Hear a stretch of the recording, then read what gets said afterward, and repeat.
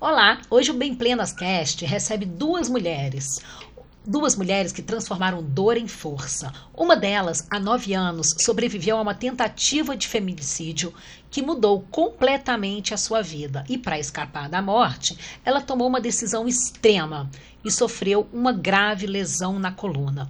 Depois desse atentado, ela precisou reconstruir tudo.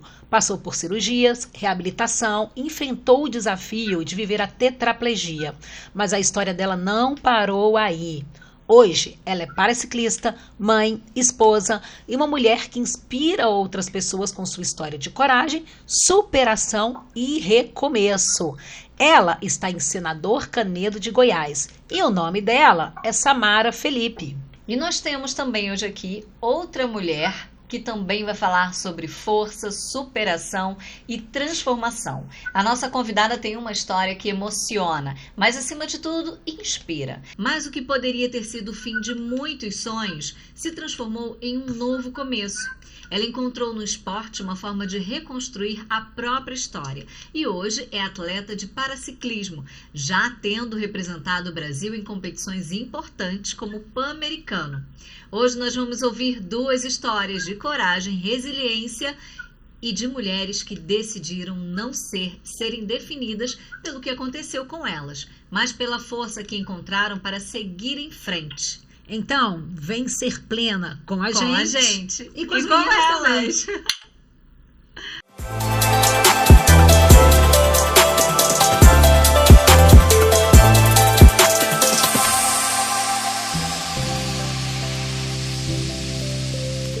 Seja muito bem-vinda, Rosângela Amado e Samara Felipe. É um prazer conversar hoje com vocês aqui no Bem Plenas Cast.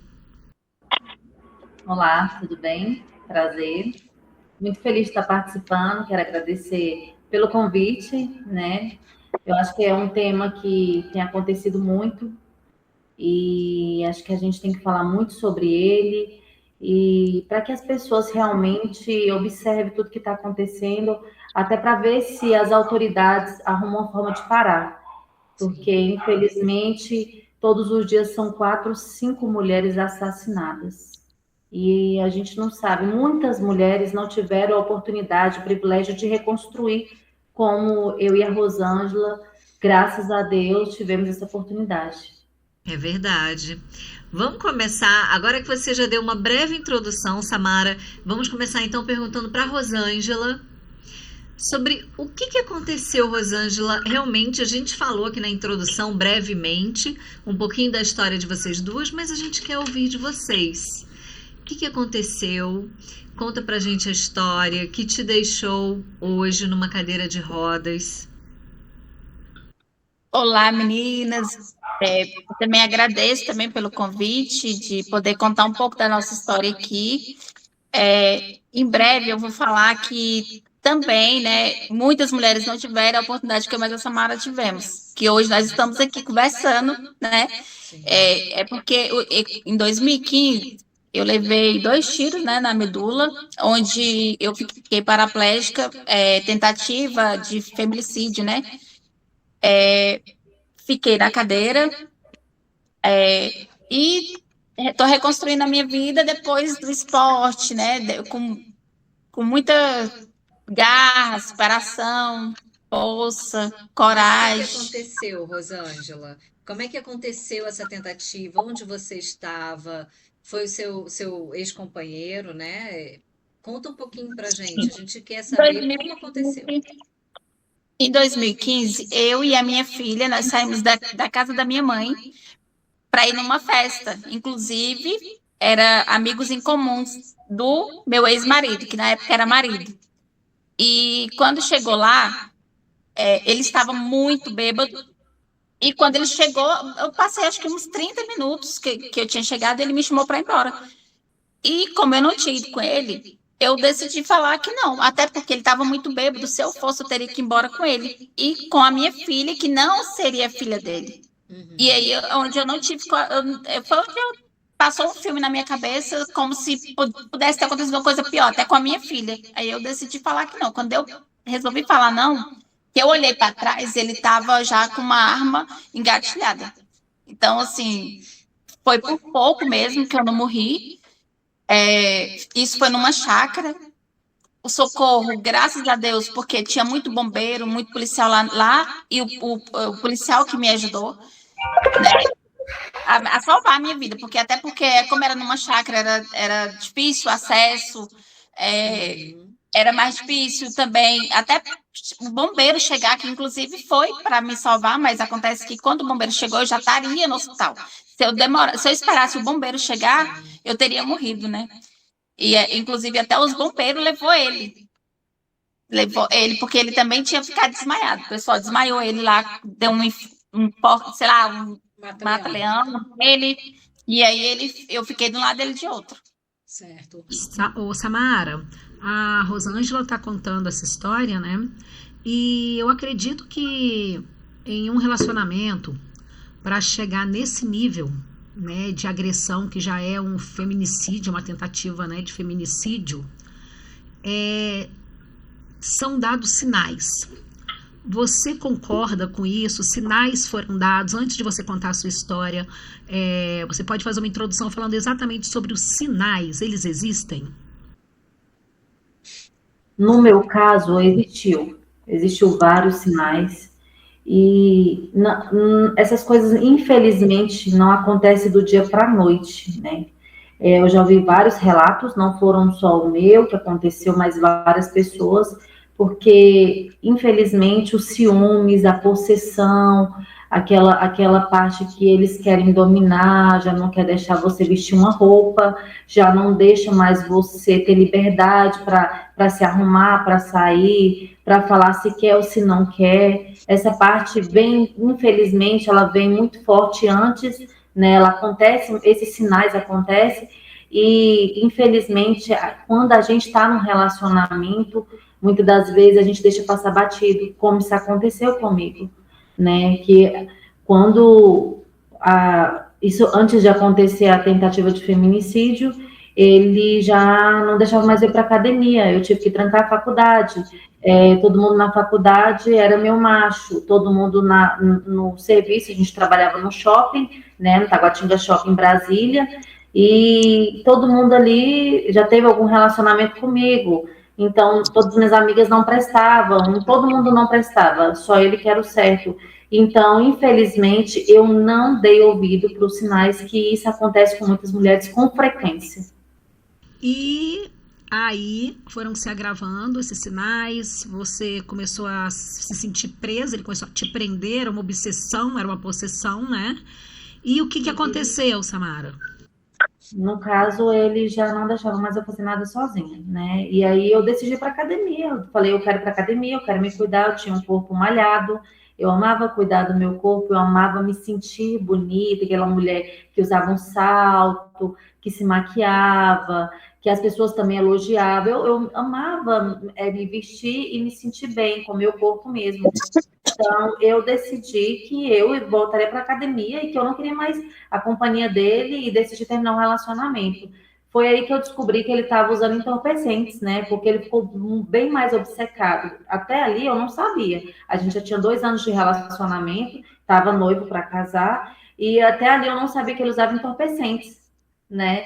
Ele falava que uma vez ou outra, quando ele estava muito alterado, era bebida, era vinho, né? E a gente era evangélico, nós dois evangélicos, então assim, ele prometia que não ia mais beber. Beleza. Até que um dia eu descobri que realmente era cocaína. E quando eu descobri, eu já fiquei com medo. As pessoas começaram a me falar como que a pessoa ficava, que eu não sabia como que a pessoa ficava quando ingeria droga, né? Eu não tinha pessoas do meu convívio. Então, assim, infelizmente, quando eu descobri, foi um momento já que ele já tinha perdido tudo, já tinha perdido o trabalho, então ele já não tinha mais o que fazer da vida dele, então ele só queria me vigiar, ele me vigiava dia e noite. Eu fui na delegacia, né, em Taguatinga, tentei fazer boletim de ocorrência, só que eu não tinha nenhuma lesão corporal. Em 2017 não tinha a lei feminicídio, ela entrou mesmo em vigor em 2017, no final do ano, em outubro. Eu fiquei na cadeira em maio foi, dia 29 de maio.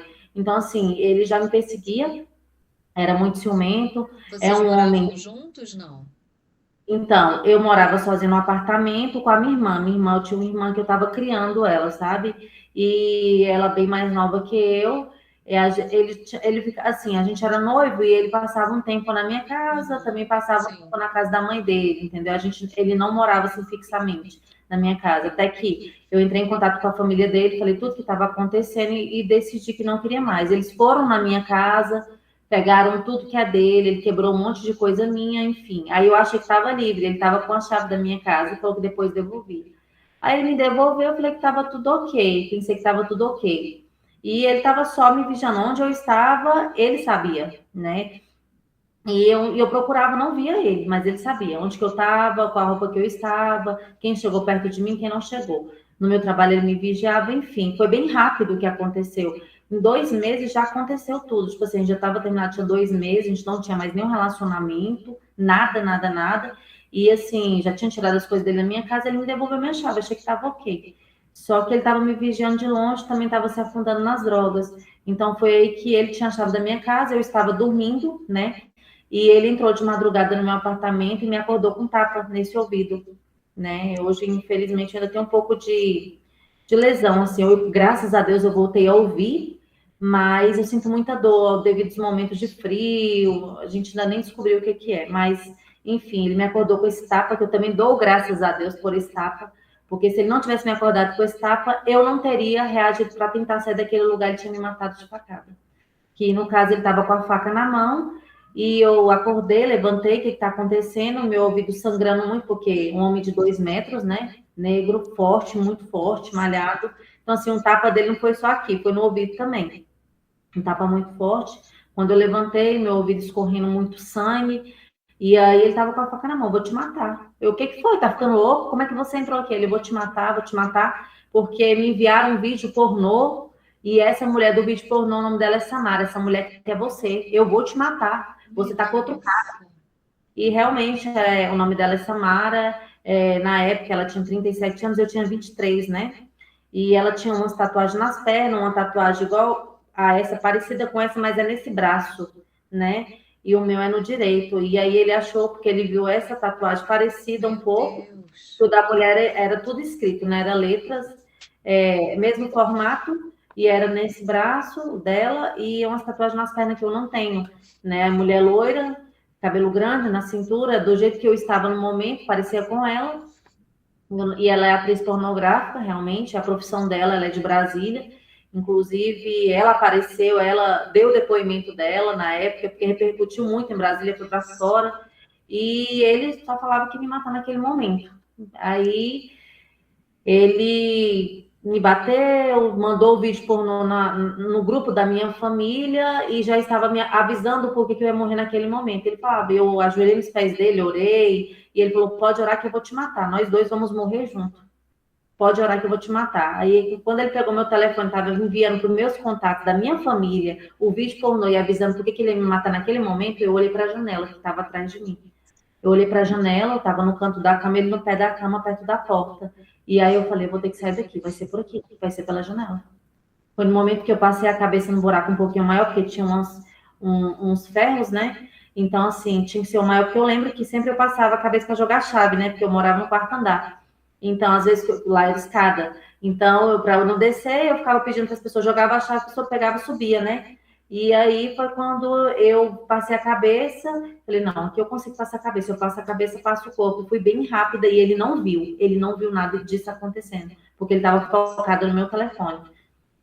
Foi quando eu passei aquela janela e fiquei pendurada do lado de fora. E eu girei no ar, travei as pernas e caí em pé. Quebrei os 2 calcanhares, quebrei 7 vértebras da T10L4 e lesionei a medula na altura da T8. Foi quando eu bati, tentei levantar, comecei a gritar socorro, bati a mão aqui no peito, embaixo do peito, já não sentia nada, desligou tudo, já não mexia mais nada. E eu comecei a gritar, era 3 horas da manhã, gritando, pedindo socorro. E os vizinhos saíram, chamaram a polícia, ele desceu com a faca, só que quando ele desceu com a faca para terminar lá embaixo, já tinha muita gente. E tinha policiais que moravam na minha rua, e veio muita gente, e tiraram os carros, porque eu caí no meio, o pessoal onde é que colocava os carros lá embaixo, no prédio. E aí, graças a Deus, saiu muita gente, foi que impossibilitou, né, atrapalhou que ele terminasse de fazer ali o serviço. Mas ninguém, assim, ele não deixou ninguém chegar perto de mim, tempo todo falando que eu estava fingindo, que eu tinha que levantar dali, que eu tinha que ter morrido, mostrava para as pessoas o vídeo, eu chorando no chão, pedindo ajuda, tentando falar para as pessoas, ninguém estava me dando ouvido, todo mundo com medo, ele não deixava ninguém chegar perto de mim, eu com muita sede, estava dando hemorragia interna, eu pedia água, ele não deixava ninguém chegar perto de mim. A única coisa que ele pegou e fez foi pegou a mangueira e tacou em cima de mim água assim, você quer água? Toma água. As pessoas não fazem isso com ela. Eu falei, eu tô com muita sede, me dá a mangueira. E as pessoas não tomam água, porque você tá dando hemorragia.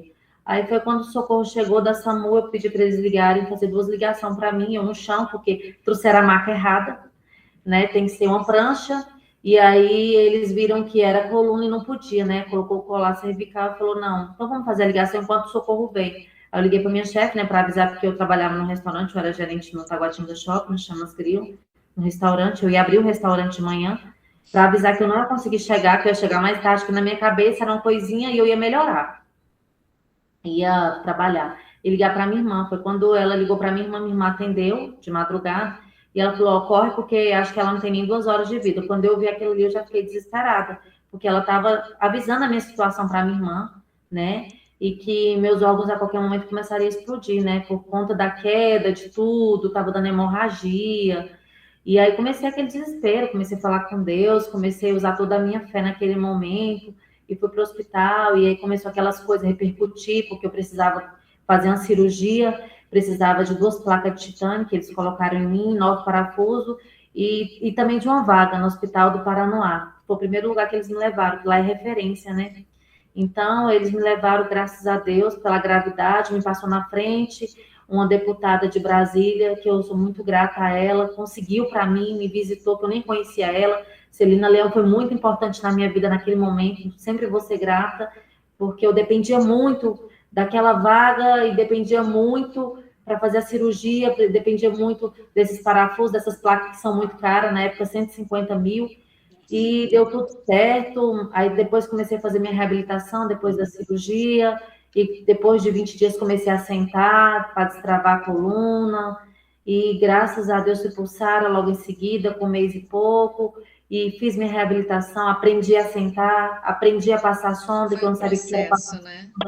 Foi o processo. Aprendi a fazer transferência, entendi que dava para mim viver na cadeira, conheci o esporte ali também, no Sara. Você, naquele momento que você estava realmente tentando salvar a sua vida, chegou a passar pela sua cabeça que você poderia morrer na queda? Ou não, né? Você estava realmente querendo se livrar dele? Assim, eu vi a gravidade, eu vi que ele estava muito transtornado, né? E eu vi que realmente ele ia me matar. Aí eu tinha certeza que ele ia me matar, assim. Eu conto para vocês e tô vivendo, revivendo, não com dor, mas tudo que aconteceu. Graças a Deus, hoje eu tô bem tranquila para falar desse assunto, mas eu revivo, é como se eu estivesse naquele apartamento vivendo tudo novamente que eu passei, mas sem dor, graças a Deus. Eu tenho certeza que ele ia me matar. Então, assim, é que nem o médico fala, você viu a gravidade por conta do tapa que você levou. Então, o seu subconsciente entendeu que você viu a gravidade ali, porque antes eu não via gravidade no relacionamento que eu vivia, eu só queria terminar, né? Hoje, onde que ele tá? Brasília, ele mora aí, em Brasília. Mas tá preso? Não, ele ficou 15 dias preso por conta... Primeiro ele ficou 2 dias preso, pagou 2 mil de fiança, pegou como lesão corporal na época, fizeram muita repercussão, aí foi para fora, foi para a Itália, o meu caso, aí eles caíram em cima de novo a mídia, aí em Brasília, fizeram muita reportagem, foram lá buscar ele na casa dele, levou, ele ficou 15 dias preso, levaram para a clínica de recuperação, ficou 9 meses preso, aí depois de 9 meses ele começou a pagar em serviço comunitário, abaixou a pena, foi abaixando. Hoje ele é casado, ele casou em 2019 com a moça em Brasília, então assim, ele também não tem um contato, desde 2019 que eu não sei se está bem, se está ruim, não me incomoda, não me procura, não tenho contato, não sei de nada, sabe, assim, é zero contato, família, ninguém, nada, amigos, qualquer pessoa que tem algum relacionamento a ele, voltada a ele, eu não sei. Assim, não tenho contato, graças a Deus. E Rosângela, a gente faz a mesma pergunta para você. Você naquele dia, naquela situação, você achou que você realmente fosse morrer, que ele ia de fato concluir, ele ia atirar realmente em você? Ou passou pela sua cabeça que não, ele não vai ter coragem de fazer isso? De imediato, eu achei que não. Eu acho que assim, a gente sempre acha, né? O problema da gente é achar. A gente pensa que não vai ter coragem. Inclusive, quando eu vi que ele estava apontado, eu ainda abaixei, mas assim, sei lá, por impulso, né? Não por medo, assim, nossa, ele vai me matar. Eu achava até que ele poderia me passar vergonha, puxar cabelo, me arrastar para ir embora, mas não. Eu achei até que ele fosse aquilo ali só era para me intimidar, mas não. Realmente foi para. Eu até, inclusive, acho que era até para matar mesmo, porque, inclusive, quando eu olhei, estava apontado como se fosse para minha cabeça. Foi o momento que eu abaixei a cabeça. Aí o primeiro tiro eu levei nas costas. O segundo tiro, quando eu olhei, eu vi que ele ia atirar de novo. Aí eu fiz assim com a mão, com medo de atirar na minha cara. Aí foi aonde acertou a minha medula, que deu um choque muito grande. Foi onde eu caí no chão. E aí, na mesma hora também, eu já sabia que também não estava sentindo as minhas pernas.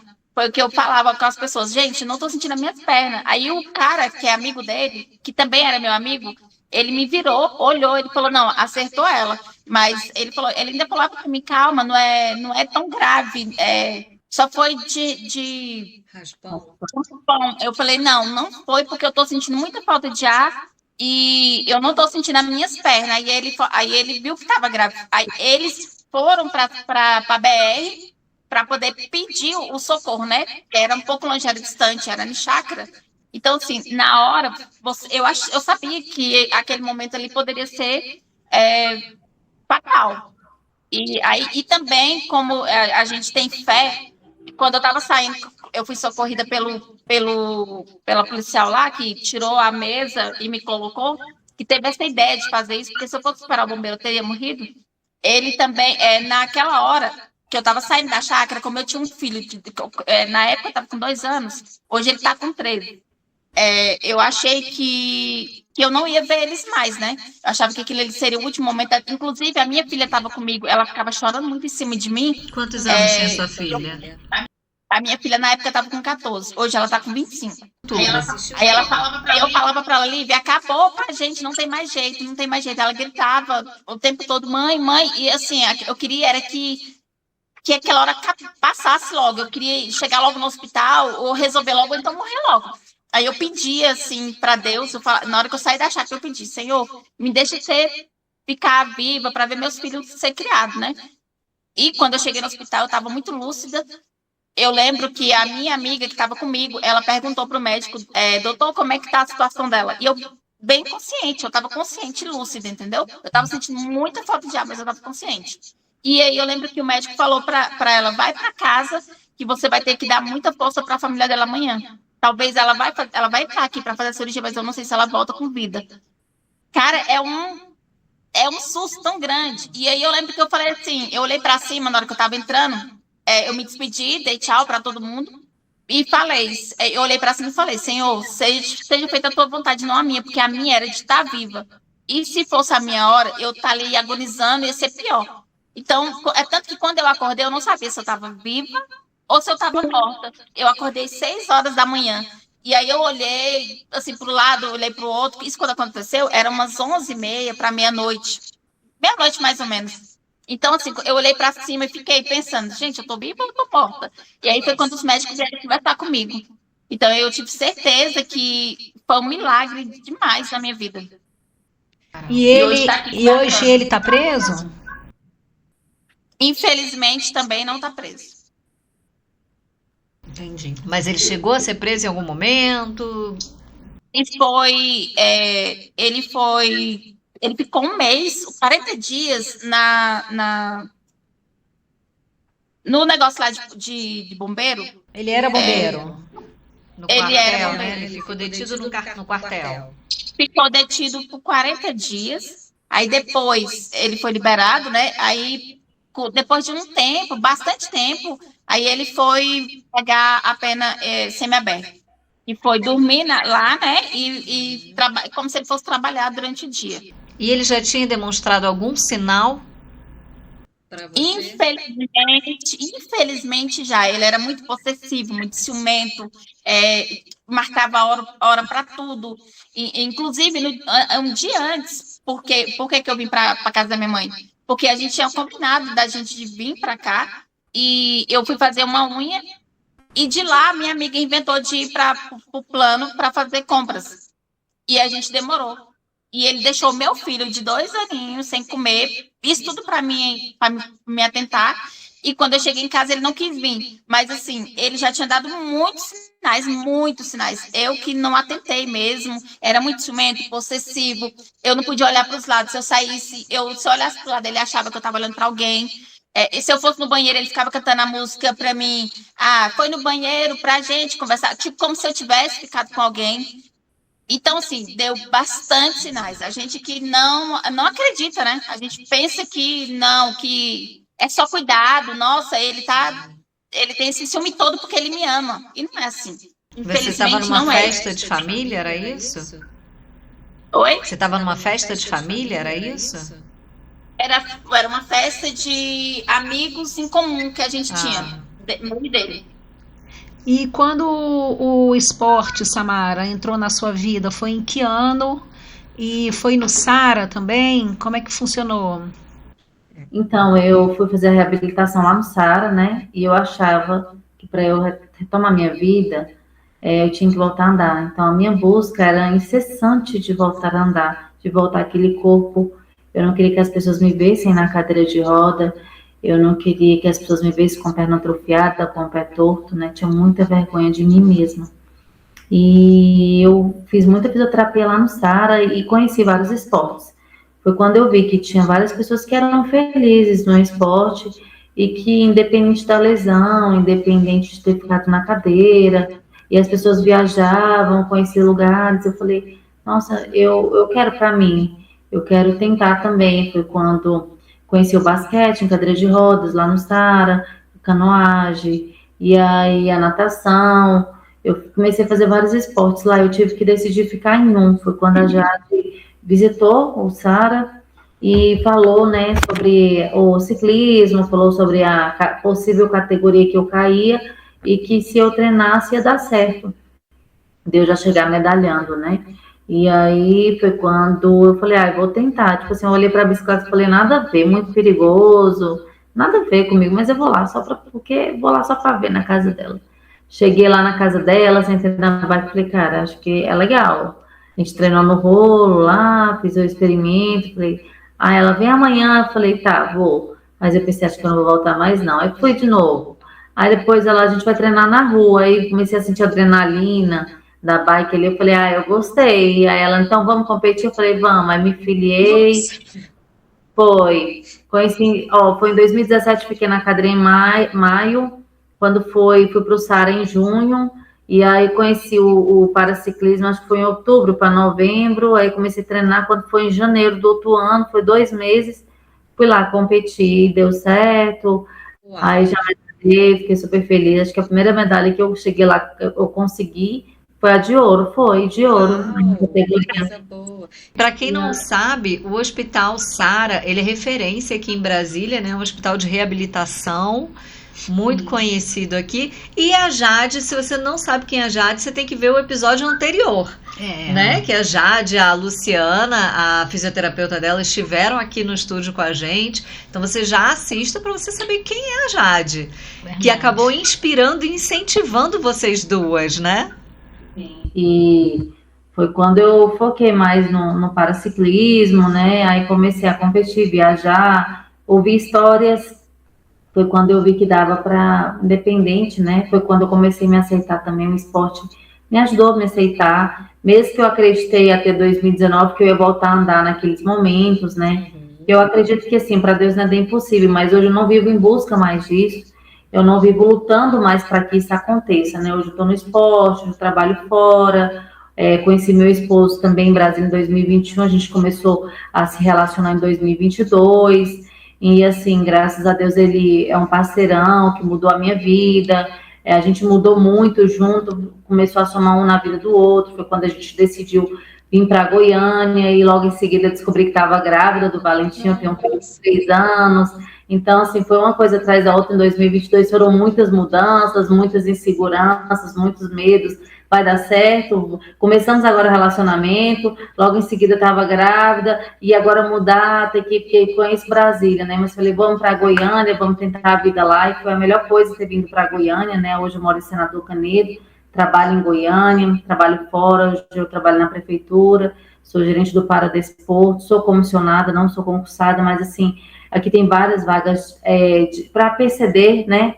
Então, assim, para pessoas com deficiência, que eu nunca vi um lugar para ter tanta oportunidade de trabalho como Goiânia tem. Goiás tem muita oportunidade de trabalho.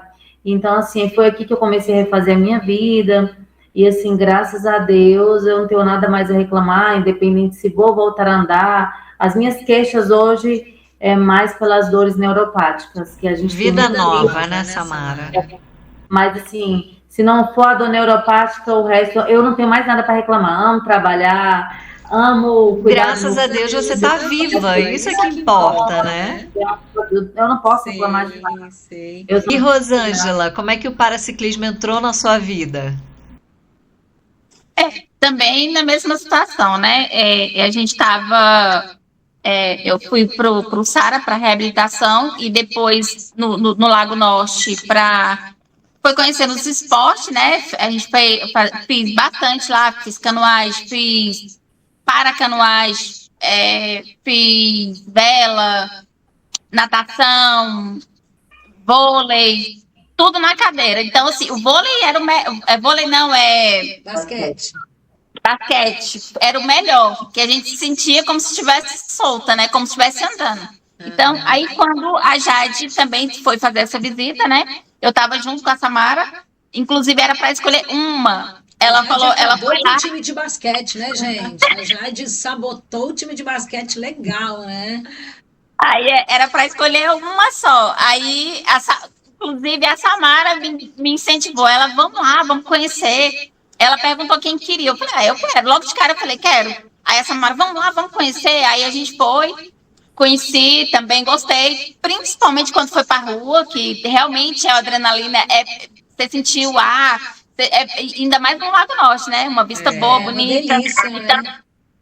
Então para mim foi ótimo. Aí logo de cara também teve a competição, que foi a que a Samara ficou em primeiro lugar, eu fiquei em segundo. E de lá para cá, eu também gostei, me apaixonei. Hoje foi em 2018, né? Tem um pouquinho de tempo, né? 6 com 2, 8 anos, 8 anos. E esse esporte que vocês praticam, o paraciclismo, a gente conversou com a Jade, né? E ela me explicou para nós duas, que é um esporte que ele não é barato, né, gente? O equipamento, ele é muito caro. A bike, né? Existem poucos times, né? E poucas pessoas também conhecem.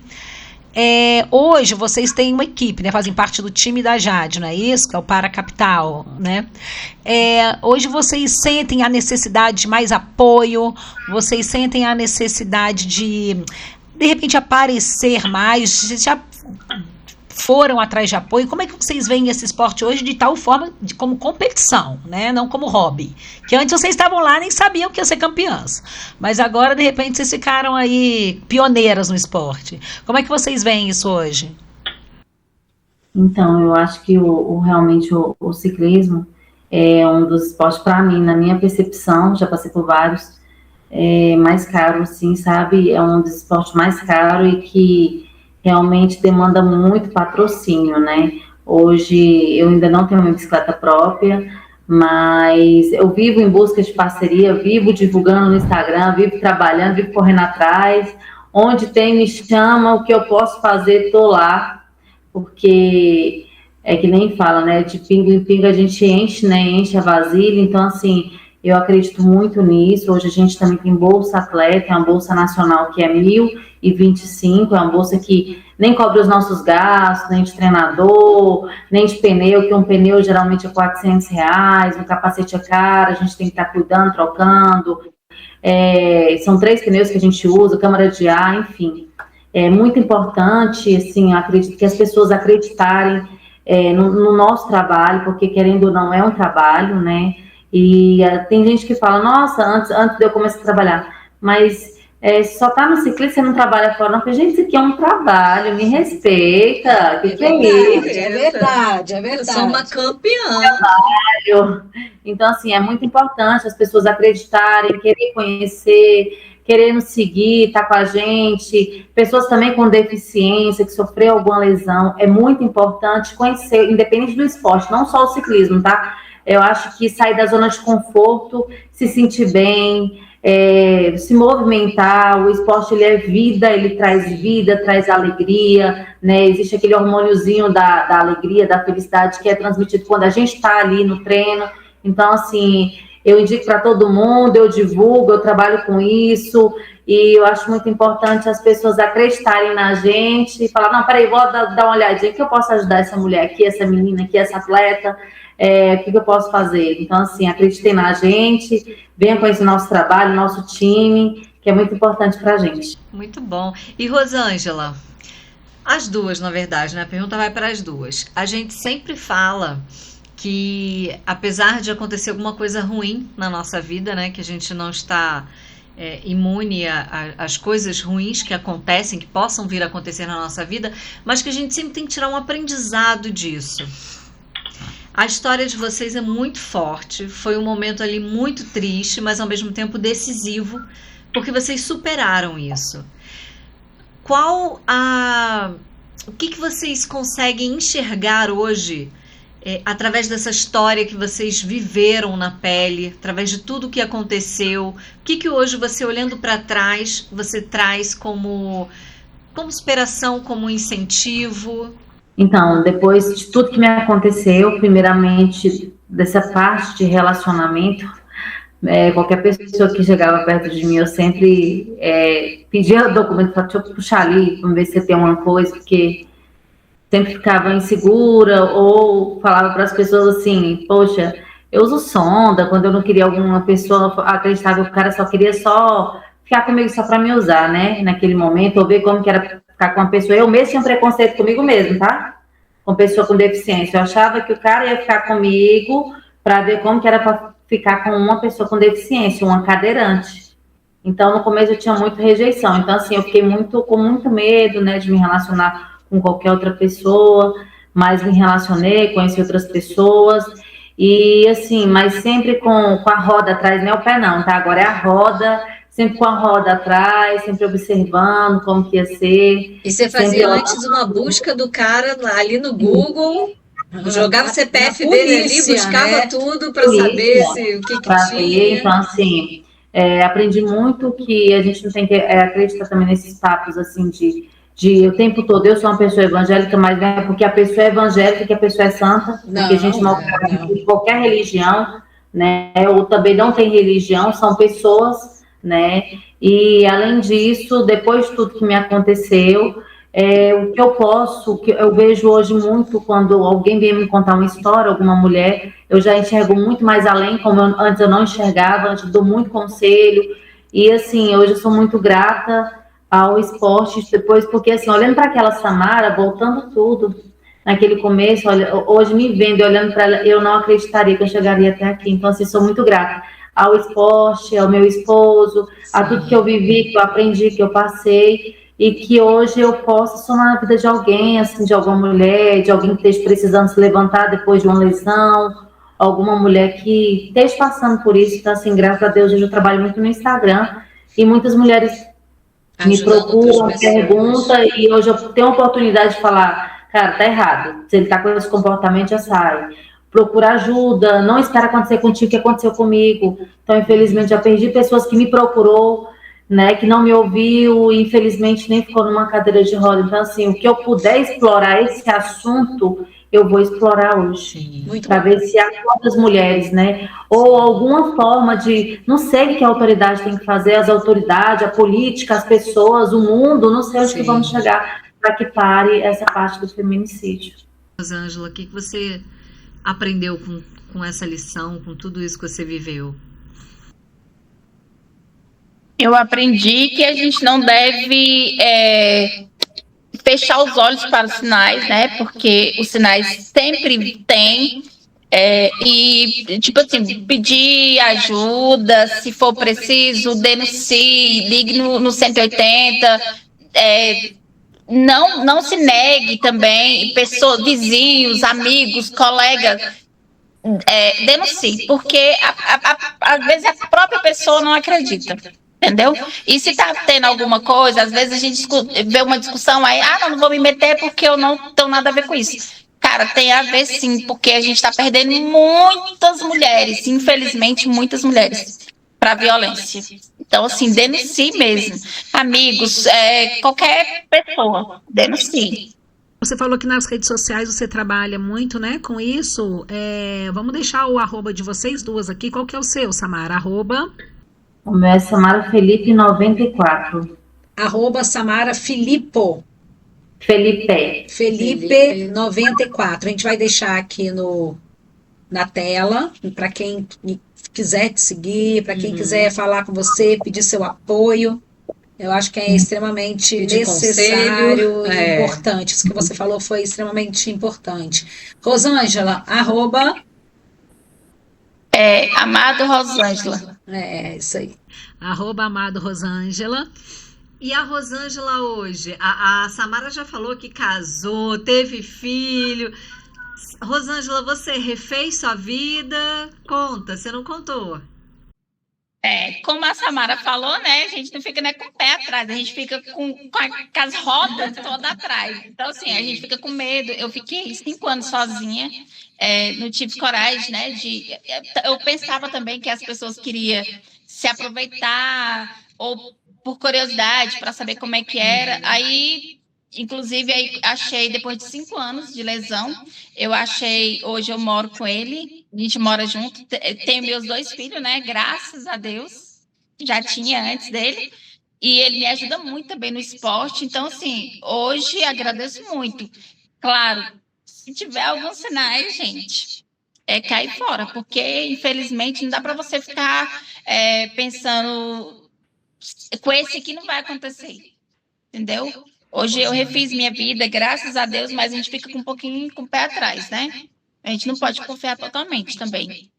Sim, eu fico muito feliz, a gente fica muito feliz que vocês refizeram a vida, né? Vocês superaram no esporte, são aí campeãs, estão cada vez mais dando mais de si, inspirando outras mulheres também nessa luta, porque é uma luta que a gente vive realmente todos os dias, então a gente tem que ficar muito atentas aos sinais. Isso que vocês falaram foi muito importante e a gente tem certeza que vai ajudar muitas outras mulheres, viu? Eu também tenho certeza. Inclusive, eu quero deixar aqui aberto, né, para as pessoas que estão assistindo esse episódio, que podem apoiar as meninas no esporte. Importante. De alguma maneira, com patrocínio. Se você não pode, às vezes você conhece alguém que pode. E toda ajuda, toda contribuição é bem-vinda, porque a gente está falando sobre esporte,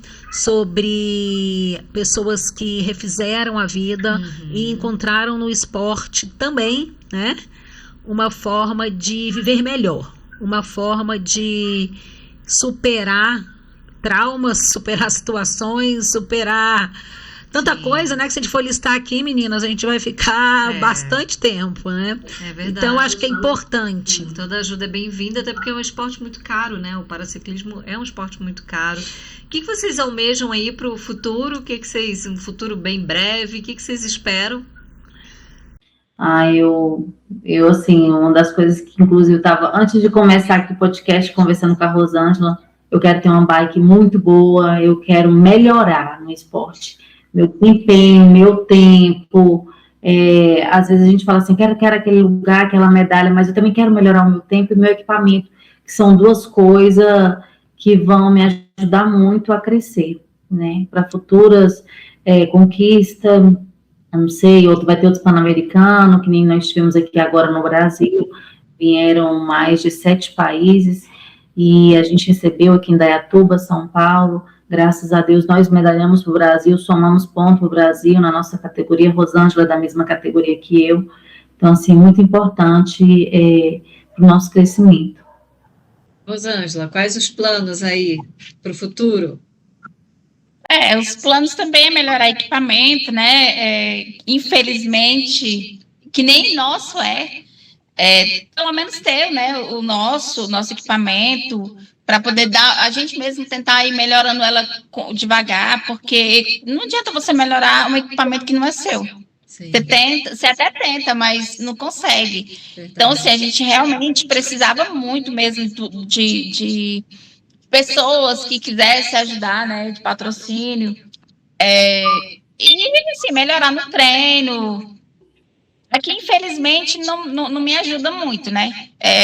Aqui hoje a gente não tem ciclovia, não tem nada. Aqui na minha cidade eu tenho que só. Meu treino mesmo é mais academia e o rolo. Vocês Então, são na assim, mesma cidade, né? Não. Não, é diferente. não. Uma tá em Planaltina de Goiás e outra em Goiânia, Ah, senador sim, Canedo. sim. As duas de Goiás, certo. Mas vocês duas moravam em Brasília, né, meninas? Eu sou de Brasília, natural de Brasília, meus pais são mineiros, e eu vim para Goiânia em 2022, mas a minha vida inteira morei em Brasília. E você, Eu acho que o Rosângela? acidente das duas foi aqui em Brasília, né? O meu foi em Taguatinga. Aham, O meu foi Planaltina DF. aham. O meu acidente foi em Planaltina DF. Acidente não, né? A tentativa lá. Acidente O meu foi em Planaltina Sim. DF. Eu morava em Planaltina DF, eu tenho a minha casa, inclusive, lá, e hoje eu moro com a minha mãe. Acho que um pouco de medo. A Samara já falou, já bateu tanto nessa teleca, volta para tua casa, e eu não sei o que me segura, eu não tenho coragem, sabe? Eu tenho um pouco de medo. Eu fiquei com um pouco de trauma quanto a isso. Sim. Se Deus quiser. Se Deus quer. E parece que Amém. hoje é a vida de vocês, né? Vocês se encontraram no esporte, né? Graças a Deus. Muito bem. Parabéns, viu, pela atitude de vocês, por terem superado esse trauma, por terem seguido em frente. E vocês são a prova viva de que a vida continua. Então, graças a Deus, hoje vocês estão aqui para contar essas histórias e para alertar também outras mulheres que possam estar vivendo situações semelhantes e não estão aí tão atentas aos sinais. Inclusive, para você que está nos assistindo, que sabe de alguma história, se você vê, como falou a Samara, alguma vizinha, alguém próximo no seu trabalho, que já tem sinais, que às vezes acha que ainda é pouquinho, né, Samara? Não, é só um ciúminho, daqui a pouco não deixa você sair de casa, daqui a pouco começa com a possessão, obsessão. Então, se você está vendo isso, porque quem está de fora vê melhor, ajude essa pessoa, ajude. E também compartilhe esse vídeo para que as pessoas saibam até que ponto Verdade. um homem pode ir e que muitas vezes você não está enxergando. Muitas vezes a gente não acredita, né? A gente não acredita e vocês não acreditaram. Pois é. A gente acha que é excesso de cuidado, é ciúmes, porque gosta, porque ama. Infelizmente. Eu até brinquei já no começo da lesão com a Rosângela, fui muito para casa dela, né? E eu falava assim, não mata aleja. Se você não acreditar, se ele não te matar, ele pode te alejar, ele pode te deixar deformada de alguma forma. Então, assim, eu acredito muito nisso. E a gente não pode condenar todas as pessoas do mundo, mas a gente tem que estar sempre de olho aberto para a realidade, para o que está acontecendo agora, hoje. Todos os dias acontece, porque as pessoas fecham muito essa realidade, esconde muito. Então, precisamos estar atenta e ajudando pessoas no nosso convívio. E fazer com que a justiça seja feita, né? Porque, pelo que eu enxergo de vocês, eu não vejo a justiça ter sido feita. Eu acredito. Só que, assim, graças a Deus, eu já abri mão, assim, eu quase perdi meu filho, né, quando eu estava grávida. Então, ali eu fiz uma oração, graças a Deus, que eu liberei o perdão e não quero saber se está bem, se está mal, como está. Eu abri mão. Quando você abre mão, você toca a sua vida, acho que não tem nada melhor. E perdão é decisão, né, Samara? Perdão é decisão. Perdoar não é ser bobo, né? Não é ser decidir, idiota. é você se libertar, Samara. Não é esquecer, porque todos os dias eu tenho aqui a realidade aqui, ó. Eu vivo numa cadeira de roda. Eu vivo uma realidade, eu passo sonda todos os dias. Eu tomo remédio para dormir com dor neuropática. Existe uma realidade do que aconteceu. Eu não posso esquecer disso, né? Porque às vezes a pessoa fala, vou perdoar e vou esquecer, vou apagar. Não tem como apagar. Existe aqui, ó. Existe, querendo ou não, cicatrizes pro resto da vida, né? Existe uma lesão medular, não é qualquer coisa, né? Então, a gente precisa realmente olhar para a realidade. É verdade. Parabéns mais uma vez, viu, pela superação de vocês e por hoje vocês inspirarem e alertarem outras mulheres também. A gente agradece muito a presença hoje de vocês aqui no Estúdio Comunicafé, no Bem Plenas Cast, de forma online, desta vez, porque vocês estão em Goiás, a gente em Brasília. Mas muito obrigada, meninas, por essa conversa necessária. Lembrando que vocês continuam convidadas também, quando quiserem vir de forma presencial. Quando estiverem aqui em Brasília, que eu sei que vocês vêm, venham aqui, vai ser... A gente combina de ir aí. Vai ser um prazer dar um abraço em vocês, com certeza. É verdade. Obrigada pela oportunidade, obrigada por trazer esse tema, que é muito importante nesse momento para todo mundo. Muito obrigada. Muito obrigada. Rosângela, quer falar alguma coisa? Agradeço também pela oportunidade, né, de estar falando sobre isso, sobre o que aconteceu com a gente. Agradeço por todas do nosso time, todas as mulheres que inspiram, né, que encorajam. Só tenho a agradecer vocês e a Lu, né, por ter apresentado vocês para a gente. Obrigada, viu, gente? A gente que agradece. Obrigada, meninas. E se você gostou desse episódio, conhece uma mulher que pode estar passando por uma situação semelhante, talvez ela não tenha se dado conta da gravidade disso, encaminha esse episódio para ela. Vamos encaminhar, compartilhar para que mais pessoas, mais mulheres tenham realmente acesso a essa informação e fiquem mais atentas aos sinais, porque eles existem, né? Para você que quer continuar assistindo conteúdos, ainda não assistiu aos anteriores, aproveite, inscreva-se no canal, ative aquele sininho que tem aí embaixo da tela. Só clicar lá que toda vez que chegar um conteúdo novo vai aparecer para você. Além de, como Camila falou, compartilhar e curtir, faça seu comentário aqui embaixo também, que a gente vai estar fazendo questão de estar interagindo com você. Com certeza. E quem sabe, em breve, né, um dia a gente não possa contar também a sua história aqui no Bem Plenas Cast. Até o próximo episódio. Tchau, tchau!